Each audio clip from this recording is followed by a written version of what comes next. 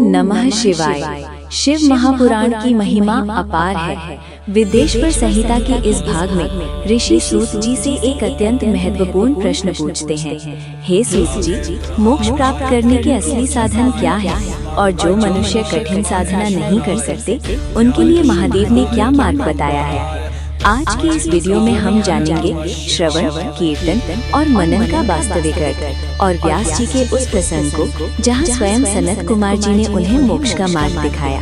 ब्रह्मा जी ने मुनियों को समझाया है कि मुक्ति के 3 मुख्य द्वार हैं, मनन, कीर्तन और श्रवण। मनन क्या है? भगवान शंकर की पूजा, उनके नामों का जप और उनके दिव्य स्वरूप का निरंतर चिंतन करना ही मनन है। ये महादेव की कृपा से ही प्राप्त होता है और सभी साधनों में श्रेष्ठ है। कीर्तन क्या है?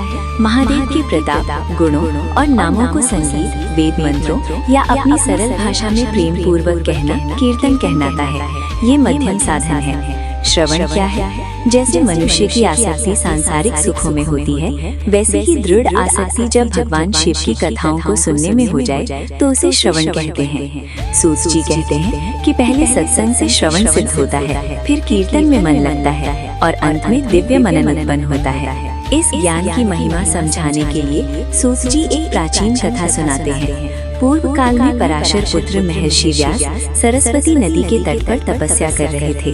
तभी वहाँ ब्रह्मा जी के पुत्र भगवान सनत कुमार अपने तेजस्वी विमान से प्रकट हुए। व्यास जी ने उन्हें प्रणाम किया और अपनी दुविधा सामने रखी। उन्होंने कहा, हे देव, मैंने वेदों और धर्म, अर्थ, काम, मोक्ष की कथाओं का वर्णन तो किया है, किंतु अभी तक मेरे भीतर मोक्ष के वास्तविक ज्ञान का उदय नहीं हुआ।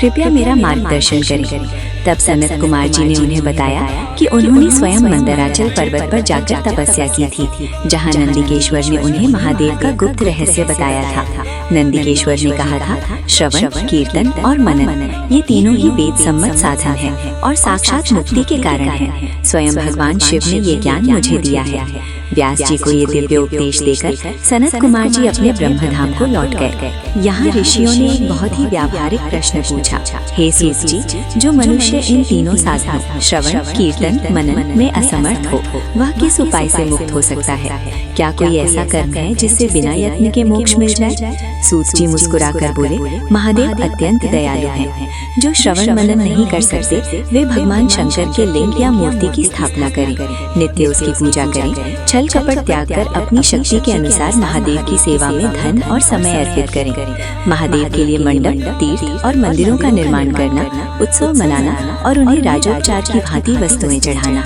जैसे छत्र, ध्वजा, धूप, दीप और मालपुआ का नैवेद्य अत्यंत फलदायी है। श्रद्धा पूर्वक की गई प्रदक्षिणा, नमस्कार और यथाशक्ति जप ही संसार सागर से पार उतारने के लिए पर्याप्त है। मित्रों, शिव महापुराण हमें सिखाता है कि भक्ति कठिन नहीं है, केवल भाव की प्रधानता है। चाहे आप कथा सुने, कीर्तन करें या केवल श्रद्धा से एक लोटा जल और पुष्प महादेव को अर्पित करें, महादेव आपकी पुकार अवश्य सुनते हैं। कैसा लगा आपको शिव पुराण का ये अध्याय?